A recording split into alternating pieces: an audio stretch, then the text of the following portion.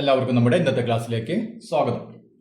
കഴിഞ്ഞ ക്ലാസ്സിൽ നമ്മൾ നമ്മുടെ ടെക്സ്റ്റ് ബുക്കിലെ പേജ് നമ്പർ 10 ആദ്യത്തെ 3 ചോദ്യങ്ങളാണ് ചെയ്ത് നിർത്തിയത് അല്ലേ. ഇനി നമുക്കതിലെ 4ാമത്തെ ചോദ്യം ഒന്ന് ചെയ്ത് നോക്കാം. A wire 3.5 meter long is to be cut into 2 pieces with one piece bent into a square and the other into an equilateral triangle. എന്താണ് പറഞ്ഞിട്ടുള്ളത്? 3.5 മീറ്റർ നീളമുള്ള ഒരു കമ്പി, ഒരു വയർ അല്ലെ, ആ വയർ രണ്ടായിട്ട് കട്ട് ചെയ്തിട്ട് അതിൽ ഒരു കഷ്ണം ഉപയോഗിച്ചുകൊണ്ട് എന്തുണ്ടാക്കണം? ഒരു സ്ക്വയർ സമചതുരം ഉണ്ടാക്കണം. മറ്റേ പീസ് ഉപയോഗിച്ചുകൊണ്ട് എന്തുണ്ടാക്കണം? ഒരു ഇക്വലേറ്റർ ട്രയാങ്കിൾ സമഭുജ ത്രികോണം ഉണ്ടാക്കണം. പിന്നെ അവിടെ ഒരു കണ്ടീഷൻ പറഞ്ഞിട്ടുണ്ട്, the length of the sides of both must be same അല്ലെ. അതായത് നമ്മൾ ഉണ്ടാക്കുന്ന ഈ സ്ക്വയറിന്റെയും അതുപോലെ തന്നെ ഈക്വലേറ്റർ ട്രയാങ്കിളിന്റെയും വശങ്ങൾക്ക് തുല്യ നീളമായിരിക്കണം ഉണ്ടാവേണ്ടത്. അങ്ങനെയാണെങ്കിൽ how should the wire B cut? ഈ വയർ എത്ര നീളത്തിൽ വെച്ച് കട്ട് ചെയ്താലാണ് അങ്ങനെ നമുക്ക് 2 എണ്ണം ഉണ്ടാക്കാൻ പറ്റിയതാണ് ചോദ്യം. ചോദ്യം ക്ലിയർ ആയല്ലോ? അപ്പൊ നോക്കിയാൽ ഞാൻ ഇവിടെ 3.5 മീറ്റർ നീളമുള്ള ഒരു വയർ വരച്ചിട്ടുണ്ട്. ഇതിനെ നമുക്ക് എന്ത് വേണം? 2 പീസ് ആക്കണം അല്ലെ. 2 പീസ് ആക്കിയിട്ട് ഒരു പീസ് കൊണ്ട് ഇപ്പൊ ഞാൻ ഇവിടെ വെച്ച് കട്ട് ചെയ്യുന്ന വിചാരിച്ചോ, ഇവിടെ വെച്ച് കട്ട് ചെയ്ത് ഇവിടെ വെച്ച് കട്ട് ചെയ്തു. അങ്ങനെയാണെങ്കിൽ ഈ പീസ് ഉപയോഗിച്ചുകൊണ്ട് ഒരു സ്ക്വയർ ഉണ്ടാക്കണം, അടുത്ത പീസ് ഉപയോഗിച്ചുകൊണ്ട് ഒരു ഈക്വലേറ്റർ ട്രയാങ്കിൾ ഉണ്ടാക്കണം. വെറുതെ ഉണ്ടാക്കിയാൽ പോരാ, എങ്ങനെയായിരിക്കണം? അതിന്റെ ഈ വശത്തിന് ഈ വശം, ഈ സമചതുരത്തിന്റെ വശത്തിന് എത്രയാണോ നീളം അതേ നീളം തന്നെ ഈ ഈക്വലേറ്റർ ട്രയാങ്കിളിന്റെ വശത്തിന് ഉണ്ടായിരിക്കണം. അപ്പൊ അങ്ങനെ ഉണ്ടാക്കണമെങ്കിൽ ഈ വയർ എത്ര നീളത്തിൽ വെച്ച് കട്ട് ചെയ്താലാണ് നമുക്ക് ഇതുപോലെ ഉണ്ടാക്കുക എന്നാണ് ചോദ്യം. ഓക്കെ, അപ്പൊ ചോദ്യം ക്ലിയർ ആയി അല്ലേ? ഇനി നമുക്ക് നോക്കിയാൽ ഇത് സ്ക്വയർ നമുക്കറിയാം 4 വശങ്ങളുടെ നീളം എന്തായിരിക്കും? തുല്യമായിരിക്കും അല്ലെ. ഇതിന് നമുക്ക് ഈ വശത്തിന്റെ നീളം നമുക്ക് എക്സ് ആണെന്ന് വിചാരിക്കാം. നമുക്കറിയാം എന്തായിരിക്കും? 4 വശങ്ങളുടെ നീളം അല്ലെ. സ്ക്വയർ ആണ്, സമചതുരാണ്. ഈ 4 വശങ്ങളുടെ നീളം നമുക്ക് എക്സ് ആണെന്ന് അറിയാം. ഇനി ഇവിടെ വരുന്ന അതേ നീളം തന്നെ ഇവിടെ ആയിരിക്കണം. അപ്പൊ ഇവിടെ 5 ആണെങ്കിൽ ഇവിടെ 5 ആയിരിക്കണം. ഇത് 10 ആണെങ്കിൽ ഇത് 10. അപ്പൊ ഇവിടെ എക്സ് ആണെങ്കിൽ ഇവിടെ എക്സ് ആയിരിക്കണം വേണ്ടേ? അപ്പൊ ഇവിടെ എക്സ് ആയിരിക്കണം. അതേ നീളം തന്നെ ഇവിടെയും വേണം, അതേ നീളം തന്നെ ഇവിടെയും വേണം അല്ലെ. അപ്പോഴാണ് നമുക്ക് ഈക്വലേറ്റർ ട്രയാങ്കിൾ കിട്ടുള്ളൂ, സമഭുജ ത്രികോണം കിട്ടുള്ളൂ. ഇനി ഇവിടെ നോക്കിയാൽ ഇതിന്റെ നീളം എക്സ് ആണെങ്കിൽ അല്ലെ, ഇവിടെ ഈ നീളം എക്സ്, ഈ മൊത്തം നീളം എത്ര വരും? ഇതുണ്ടാക്കാനുള്ള ഈ സമചതുരം ഉണ്ടാക്കാൻ എത്ര നീളം വേണ്ടി വരും? നമുക്ക് നീളം അറിയില്ല. ഇപ്പൊ 4, 5, 6 ഒന്നും അത് നമുക്കറിയില്ല. അപ്പൊ ഈ നീളം എക്സ് ആണെന്ന് വിചാരിച്ചു നമ്മള്. അപ്പൊ എക്സ് ആണെങ്കിൽ X, 1x, 2x, 3x, 4x അല്ലെ. അപ്പൊ ഇതിന്റെ മൊത്തം നീളം 4x ആയിരിക്കണം. ക്ലിയർ ആണല്ലോ? ഇനി ഇത് 5 സെന്റിമീറ്റർ ആണെന്ന് വിചാരിക്കും ഒരു വശത്തിന് നീളം. അങ്ങനെയാണെങ്കിൽ നോക്കിയാൽ 5, 10, 15, 20. അപ്പൊ 20 സെന്റിമീറ്റർ നീളമുള്ള ഒരു വയർ വേണ്ടി വരും അല്ലെ. അതുപോലെ ഇത് എക്സ് ആണെങ്കിൽ നോക്കിയ എക്സ്, 2x, 3x, 4x അല്ലെ. അപ്പൊ ഇവിടെ നിന്ന് 4x നീളത്തിലാണ് ഇത് കട്ട് ചെയ്യേണ്ടത്. ക്ലിയർ ആണല്ലോ? ഇതിന്റെ നീളം 4x ആയിരിക്കണം. ഇനി ഇവിടെ നോക്കിയേ, ഇത് കട്ട് ചെയ്യണമെങ്കിലോ ഇവിടെ ഇതിന്റെ നീളം മൊത്തം നീളം എത്ര വരും? ഇവിടെ എക്സ്, ഇവിടെ എക്സ്, ഇവിടെ എക്സ് അല്ലെ. അപ്പൊ 3x നീളമായിരിക്കും ഇവിടെ നമുക്ക് വേണ്ടി വരിക. ക്ലിയർ ആണല്ലോ? അപ്പൊ ഇവിടെ ഇതുണ്ടാക്കാൻ വേണ്ടി വരുന്ന നീളം 4x ആയിരിക്കണം.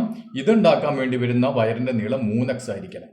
അപ്പൊ ഇവിടെ നോക്കിയേ, ഇതിന്റെ മൊത്തം നീളം എത്രയാണ്? 3.5 അല്ലെ. അപ്പൊ ഈ നീളം 4x-ഉം ഈ നീളം 3x-ഉം. അതായത് 4x-ഉം 3x-ഉം കൂടി കൂട്ടിക്കഴിഞ്ഞാൽ നമുക്ക് എത്ര കിട്ടണം? 3.5 കിട്ടണം.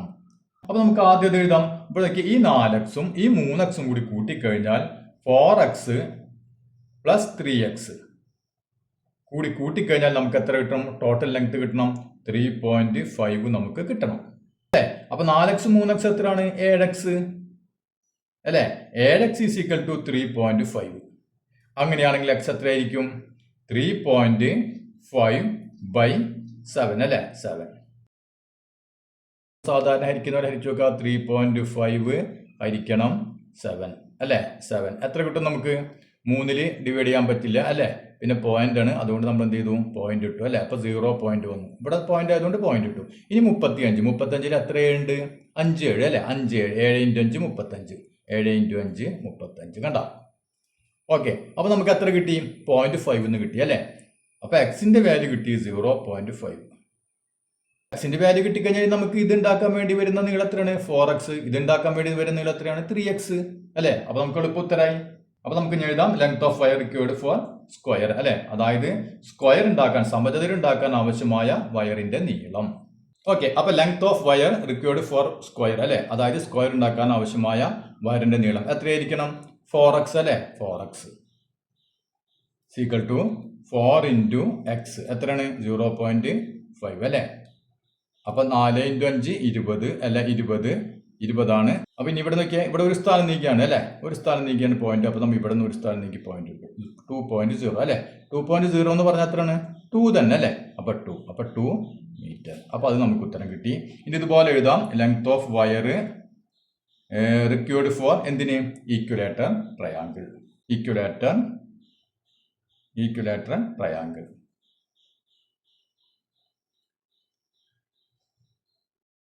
അതായത് സമഭുജ ത്രികോണം ഉണ്ടാക്കാൻ ആവശ്യമായ വയറിന്റെ നീളം എത്രയായിരിക്കും? കമ്പിയുടെ നീളം എത്രയായിരിക്കും? 3x അല്ലേ, 3x ആണ്. 3x = 3 × x 0.5 അല്ലേ. അപ്പൊ 3 × 5 15 അല്ലേ. ഒരു സ്ഥാനം നീക്കി പോയിന്റ് ഇട്ടു. അപ്പൊ 1.5 മീറ്റർ. ക്ലിയർ ആയല്ലോ.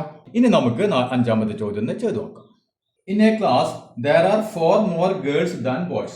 അതായത് ഒരു ക്ലാസ്സിൽ ആൺകുട്ടികളെക്കാൾ 4 പെൺകുട്ടികൾ കൂടുതലുണ്ട് അല്ലെ. അപ്പൊ 4 പെൺകുട്ടികൾ കൂടുതലുണ്ട് ആ ക്ലാസ്സിൽ. പിന്നെയോ on a day when only 8 boys were absent, the number of girls was twice the number of boys. 8 ആൺകുട്ടികൾ വരാതിരുന്ന ഒരു ദിവസം ആൺകുട്ടികളുടെ എണ്ണത്തിന്റെ 2 മടങ്ങ് അല്ലെ, 2 ഇരട്ടിയായി പെൺകുട്ടികളുടെ എണ്ണം. How many boys and girls are there in the class? അങ്ങനെയാണെങ്കിൽ ആ ക്ലാസ്സിൽ എത്ര പെൺകുട്ടികളും എത്ര ആൺകുട്ടികളുമാണ് ഉള്ളത്? ഇതാണ് നമ്മുടെ ചോദ്യം. ഇവിടെ നമുക്ക് ആ ഒരു ക്ലാസ്സിൽ ആൺകുട്ടികളുണ്ട് പെൺകുട്ടികളുണ്ട് അല്ലെ. അപ്പൊ ഇവരുടെ എണ്ണമാണ് നമുക്ക് കണ്ടുപിടിക്കേണ്ടത്. അപ്പൊ നമുക്ക് എന്ത് ചെയ്യാം? ആൺകുട്ടികളുടെ എണ്ണത്തിന് നമ്മൾ x ആണെന്ന് കൊടുക്കാം, പെൺകുട്ടികളുടെ എണ്ണത്തിന് നമുക്ക് y ആണെന്ന് കൊടുക്കാം. അപ്പൊ നമുക്ക് എഴുതാം നമ്പർ ഓഫ് ബോയ്സ് = x അല്ലെ. ആൺകുട്ടികളുടെ എണ്ണം x. അങ്ങനെയാണെങ്കിൽ നമുക്ക് എന്ത് ചെയ്യാം? നമ്പർ ഓഫ് ഗേൾസ് അല്ലെ, പെൺകുട്ടികളുടെ എണ്ണം നമുക്ക് y ആണെന്ന് കൊടുക്കാം. അപ്പൊ നമ്മളിവിടെ എക്സും y ഉപയോഗിച്ച് ചെയ്യുന്നു. ഇനി നമ്മളോട് എന്താണ് പറഞ്ഞിട്ടുള്ളത്? ഈ ക്ലാസ്സിൽ ആകെ പെൺകുട്ടികളുടെ എണ്ണം ആൺകുട്ടികളുടെ എണ്ണത്തേക്കാൾ 4 കൂടുതലുണ്ട് അല്ലെ. നമുക്ക് ഇതിൽ നിന്ന് എങ്ങനെ എഴുതാൻ പറ്റും? പെൺകുട്ടികളുടെ എണ്ണം എണ്ണത്തിന് നമ്മൾ y എന്ന് കൊടുത്തു അല്ലെ. അപ്പൊ y എന്ന് പറഞ്ഞത് y = എന്തെന്ന് എഴുതാം? ആൺകുട്ടികളുടെ എണ്ണത്തേക്കാൾ, അതായത് x-നേക്കാൾ 4 കൂടുതൽ. അപ്പൊ x-ന്റെ കൂടെ 4 കൂട്ടണം. ക്ലിയർ ആയല്ലോ. പെൺകുട്ടികളുടെ എണ്ണം അപ്പൊ നമുക്ക് y, അത് എന്താണ്? ആൺകുട്ടികളുടെ എണ്ണത്തേക്കാൾ, ആൺകുട്ടികളുടെ എണ്ണം നമ്മൾ x ആണെന്ന് കൊടുത്തു അല്ലെ. ഇത് എത്ര ആയിക്കോട്ടെ നമുക്കറിയില്ല, നമ്മൾ x ആണെന്ന് കൊടുത്തു. അതിനേക്കാൾ എത്ര കൂടുതലുണ്ട്? 4 കൂടുതലുണ്ട് അല്ലെ. അപ്പൊ നമുക്ക് എഴുതാം y = x + 4. അപ്പൊ ഇതാണ് നമ്മുടെ ക്ലാസ്സിലെ ആദ്യത്തെ കാര്യം. ഇനി എന്താണ് പറഞ്ഞിട്ടുള്ളത്? ഇനി ഒരു ദിവസം 8 ബോയ്സ്, 8 ആൺകുട്ടികൾ ആബ്സെന്റ് ആയി അല്ലെ, ക്ലാസ്സിൽ വന്നില്ല. അപ്പൊ ആ ദിവസത്തെ കാര്യമാണ് പിന്നീട് പറഞ്ഞിട്ടുള്ളത്. അപ്പൊ നമുക്ക് അത് എഴുതാം 8 ബോയ്സ് അല്ലെ, 8 ബോയ്സ് ആബ്സെന്റ്.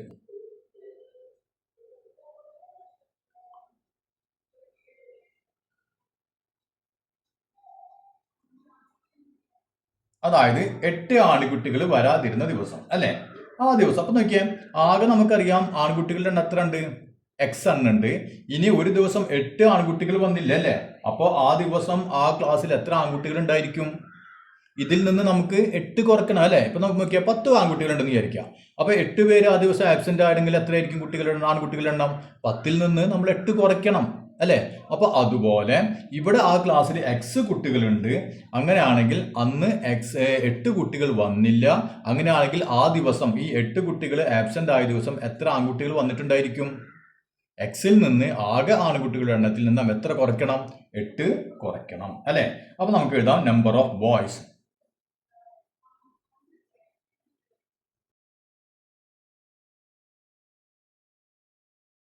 അല്ലെ. അപ്പൊ ആ ദിവസത്തെ ആൺകുട്ടികളുടെ എണ്ണം എത്രയായിരിക്കും? മൊത്തം x കുട്ടികൾ ഉണ്ടായിരുന്നു, അതിൽ നിന്ന് എത്ര പേര് വന്നില്ല? 8 വന്നില്ല അല്ലെ. അപ്പൊ x-ൽ നിന്ന് നമ്മൾ എന്ത് ചെയ്താൽ മതി? 8 കുറയ്ക്കണം അല്ലെ. അപ്പൊ നമുക്ക് എഴുതാം x - 8. അപ്പൊ നമുക്ക് ആ ദിവസത്തെ ആൺകുട്ടികളുടെ എണ്ണം കിട്ടി അല്ലെ. അന്ന് ആൺകുട്ടികളുടെ 2 മടങ്ങ്, 2 ഇരട്ടിയായി പെൺകുട്ടികളുടെ എണ്ണം അല്ലെ. അപ്പൊ ആൺകുട്ടികളുടെ എണ്ണം നമുക്ക് കിട്ടി x - 8 എന്ന് കിട്ടി. അതിന്റെ 2 മടങ്ങ് അല്ലെ, 2 മടങ്ങാണ് പെൺകുട്ടികളുടെ എണ്ണം.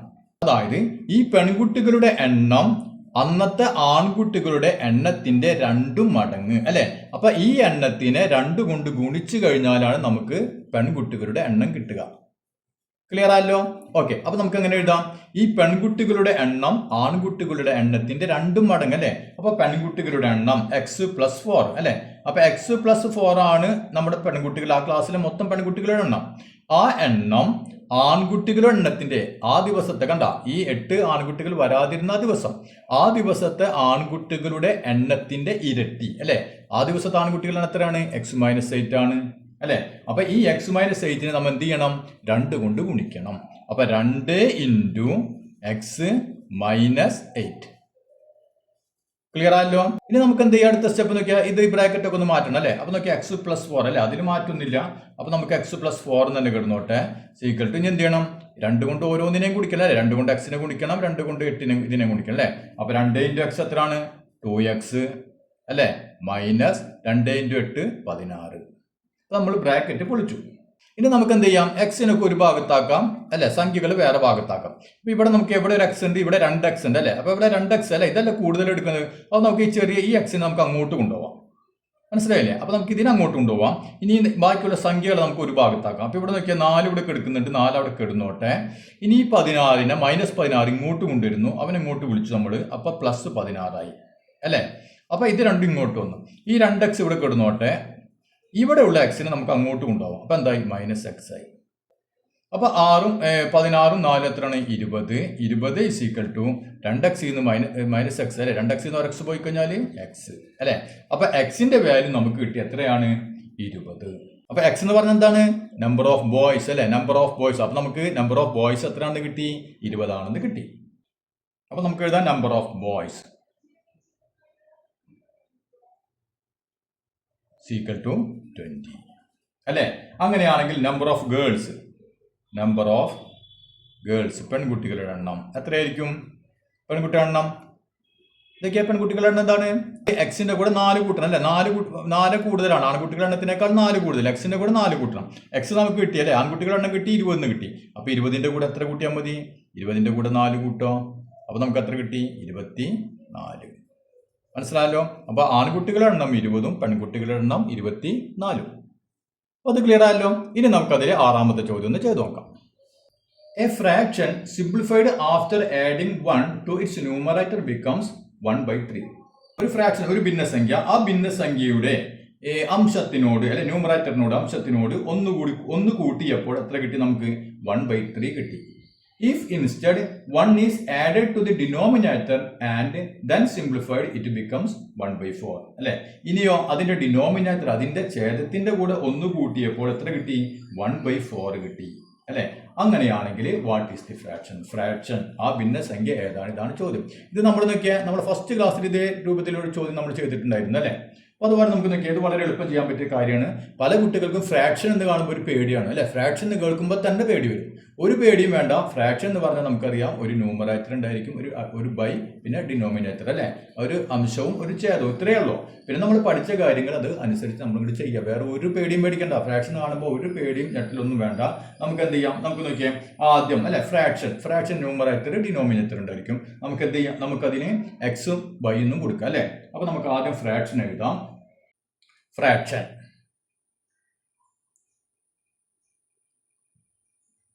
അതായത് ഭിന്നസംഖ്യ അല്ലെ. ഭിന്നസംഖ്യ നമുക്ക് ഇതിന് ന്യൂമറേറ്റർ എക്സ് എന്നും കൊടുക്കാം, ബൈ ഡിനോമിനേറ്റർ നമുക്ക് വൈ എന്നും കൊടുക്കാം. ഇതാണ് നമ്മുടെ ഫ്രാക്ഷൻ x/y. ഇനി എന്താണ് പറഞ്ഞിട്ടുള്ളത്? ഇതിന്റെ ന്യൂമറേറ്റർ, ഇവിടെ ന്യൂമറേറ്റർ എന്ന് പറഞ്ഞാൽ എന്താണ്? അംശം അല്ലെ. അംശത്തിന്റെ കൂടെ ഒന്ന് കൂട്ടിയപ്പോൾ ശ്രദ്ധിക്കുക, ഇതാണ് അംശം. കണ്ടോ, വളരെ സിമ്പിൾ ആണ് ഇത്. നോക്കിയാൽ ഇതാണ് അംശം, ഇതിന്റെ കൂടെ ഒന്ന് കൂട്ടി. അപ്പൊ എന്തായിരിക്കും? ഇത് x+1 ആയി മാറി അല്ലെ. അപ്പൊ നമുക്ക് നോക്കിയാൽ x+1. അപ്പൊ ഇതിന്റെ കൂടെ ഒന്ന് കൂട്ടി. ഇതിന് വ്യത്യാസം ഉണ്ടോ? ഇതിനൊരു വ്യത്യാസമൊന്നും ചെയ്തിട്ടില്ല അല്ലെ. ഛേദം അങ്ങനെ തന്നെ, അതിനൊരു വ്യത്യാസവും ഇല്ല. ഇതിമ്മ ഒന്ന് കൂട്ടിയപ്പോൾ അപ്പൊ x+1/1 ഇങ്ങനെ കൂട്ടിയപ്പോൾ നമുക്ക് എത്ര കിട്ടി എന്നാ പറഞ്ഞിട്ടുള്ളത്? 1/3 കിട്ടി. കണ്ട, = 1/3. അപ്പൊ നമുക്കൊരു പണി ചെയ്യാം. ആദ്യം നമുക്ക് ഇതിനൊന്ന് ഓർഡർ ആക്കിയിട്ട് അടുത്ത കാര്യം ചെയ്യാൻ മതി അല്ലെ. അപ്പൊ x+1/1 = 1/3 എന്ന് കിട്ടിയാലോ. ഇങ്ങനെ വന്നാൽ നമ്മൾ എന്ത് ചെയ്യണം? നമുക്കറിയാം, നമ്മൾ അന്ന് പറഞ്ഞിട്ടുണ്ടല്ലോ അല്ലെ, ക്രോസ് ആയിട്ട് ഇങ്ങനെ ഗുണിക്കും അല്ലെ. ക്രോസ് മൾട്ടിപ്ലിക്കേഷൻ എന്ന് പറയും, ക്രോസ് ആയിട്ട് ഗുണിക്കും. അതായത് y × 1 എന്തായിരിക്കും? x+1 × 3 അല്ലെ.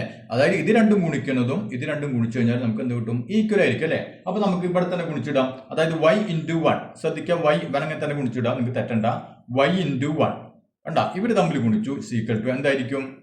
ഇതിനെ ഇതുകൊണ്ട് ഗുണിക്കുന്ന ഈക്വൽ ആയിരിക്കും അല്ലെ. അപ്പൊ നമുക്ക് നോക്കിയാൽ ഇവിടെ 2 പദമുണ്ട് അല്ലെ, രണ്ട് പദമുണ്ട്. അതുകൊണ്ട് നമുക്ക് എന്ത് ചെയ്യാം, ഇവിടെ ബ്രാക്കറ്റ് ഇട്ട് ചെയ്യണം. മനസ്സിലായില്ലേ? അപ്പൊ നമുക്ക് 3 ഇൻറ്റു എക്സ് പ്ലസ് 1 ഇങ്ങനെ തന്നെ ഇടണം. ബ്രാക്കറ്റ് ഇട്ടില്ലെങ്കിൽ ഉത്തരം തെറ്റും. ക്ലിയർ ആയില്ലേ? 3 ഇൻറ്റു എക്സ് പ്ലസ് 1. ഇനി നോക്കിയാൽ y ഇൻറ്റു 1 എന്ന് പറഞ്ഞാൽ y തന്നെ അല്ലേ. അപ്പൊ y is equal to 3 into x അല്ലെ. ഇതുകൊണ്ട് നമ്മൾ ഓരോന്നിനെയും ഗുണിക്കണം. നമ്മൾ നേരത്തെ ചെയ്തിട്ടുണ്ടായിരുന്നു അല്ലെ. 3 ഇൻറ്റു എക്സ് എത്ര കിട്ടും? 3x plus 3 into 1 3. അപ്പൊ നമുക്ക് നോക്കിയ ഒരു ഇക്വേഷൻ കിട്ടില്ല. y is equal to 3x plus 3 എന്ന് കിട്ടി അല്ലെ. അപ്പൊ അത് അവിടെ നിൽക്കട്ടെ. ഇനി നമുക്ക് അടുത്ത കാര്യം എന്താണ് പറഞ്ഞിട്ടുള്ളത് നോക്കിയാൽ, ഇതിന്റെ ഡിനോമിനേറ്റർ അല്ലെ, അതായത് ഛേദം. ഈ ഛേദത്തിന്റെ കൂടെ 1 കൂട്ടിയപ്പോൾ എന്ത് കിട്ടി? 1/4 കിട്ടി. അപ്പൊ ഇവിടെ ന്യൂമറേറ്ററിന് വ്യത്യാസമൊന്നുമില്ല, എക്സ് തന്നെ അല്ലെ. അപ്പൊ നമുക്ക് അങ്ങനെ എഴുതാം, എക്സ് ബൈ ഇതിന്റെ കൂടെ 1 കൂട്ടിയപ്പോൾ അല്ലെ. അപ്പൊ y പ്ലസ് 1 കണ്ട. നേരത്തെ ഇതിന്റെ ന്യൂമറേറ്ററിന്റെ കൂടെ 1 കൂട്ടിയത്, ഇപ്പൊ ഡിനോമിനേറ്ററിന്റെ കൂടെ 1 കൂട്ടിയപ്പോൾ എത്ര കിട്ടിയെന്നാ പറഞ്ഞത്? 1/4 കിട്ടി അല്ലെ. അപ്പൊ നമുക്ക് ഇവിടെ ചെയ്ത് അതേപോലെ ഇവിടെ നമുക്ക് ചെയ്യാം. ക്രോസ് ചെയ്ത് ഗുണിക്കാം. ക്രോസ് ചെയ്ത് ഗുണിച്ച് നോക്കാം. അപ്പൊ എന്ത് വരും? എക്സ് ഇൻറ്റു 4 അല്ലെ. X into 4.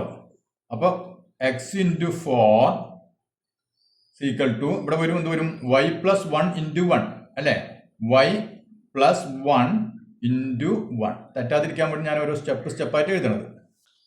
അപ്പൊ എക്സ് ഇൻറ്റു 4 എന്ന് പറഞ്ഞാൽ 4x equal to y plus 1 into 1 എന്ന് പറഞ്ഞാൽ എത്രയാണ്? 1 കൊണ്ട് ഇതിനെ ഗുണിച്ചു കഴിഞ്ഞാൽ ഇതിന് വ്യത്യാസം ഉണ്ടോ? ഇല്ല അല്ലേ. ഇതിന് വ്യത്യാസമൊന്നുമില്ല. അതുകൊണ്ട് നമുക്ക് y പ്ലസ് 1. അപ്പൊ നമുക്ക് എന്ത് കിട്ടി? 4x is equal to y plus 1 എന്ന് കിട്ടി. അപ്പൊ രണ്ട് ഇക്വേഷൻ കിട്ടി അല്ലേ. അപ്പൊ ഇതിനെ നമുക്ക് ഒരു പണിക്കാം. ഇതിന് നമുക്ക് ഇക്വേഷൻ നമ്പർ 1 എന്ന് കൊടുക്കാം. ഇതിന് നമുക്ക് ഇക്വേഷൻ നമ്പർ 2 എന്ന് കൊടുക്കാം. അപ്പൊ നമ്മളൊക്കെ നമ്മുടെ ഫസ്റ്റ് ക്ലാസ് ചെയ്തത് ഓർമ്മയില്ലേ? അതായത് 4x is equal to y plus 1. അതിൽ വൈയുടെ വാല്യൂ നമുക്കറിയാം 3x പ്ലസ് 3. അങ്ങനെയാണെങ്കിൽ നമുക്ക് എന്ത് ചെയ്താൽ മതി? ഇവിടത്തെ ഈ വൈക്ക് പകരം എന്ത് കൊടുക്കുക? വൈക്ക് പകരം ഈ വില അങ്ങോട്ട് അല്ലെ, വൈയുടെ വാല്യൂ അങ്ങോട്ട് കൊടുക്കാം.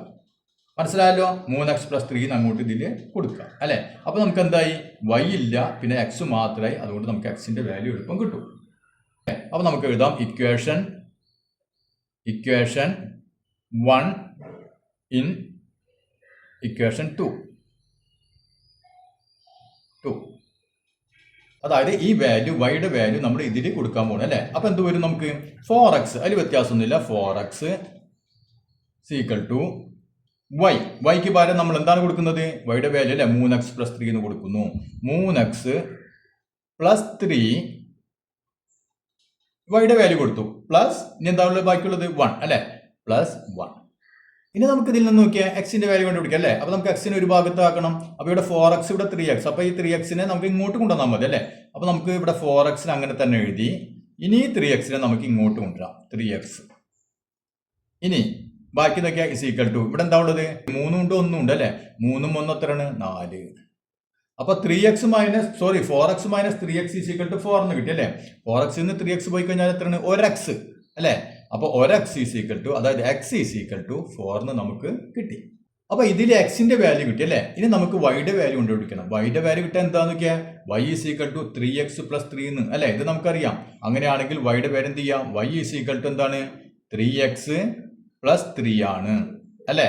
അതായത് 3 ഇൻറ്റു എക്സിന്റെ വാല്യൂ നമുക്ക് 4 എന്ന് കിട്ടിയിട്ടുണ്ട്. 3 ഇൻറ്റു 4 പ്ലസ് 3 ഈ 3 അല്ലെ. അപ്പൊ 3 ഇൻറ്റു എക്സിന് പകരം നമ്മൾ 4 ഇട്ടു പ്ലസ് 3 ഇട്ടു. അപ്പൊ എത്ര കിട്ടും? 3 ഇൻറ്റു 4 എത്രയാണ്? 12. 12 പ്ലസ് 3 അല്ലെ. 12 പ്ലസ് 3 15.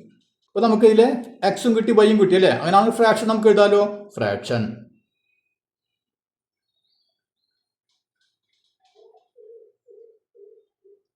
എന്ന് പറഞ്ഞാൽ എക്സ് ബൈ വൈ അല്ലെ. എക്സ് എത്ര കിട്ടി നമുക്ക്?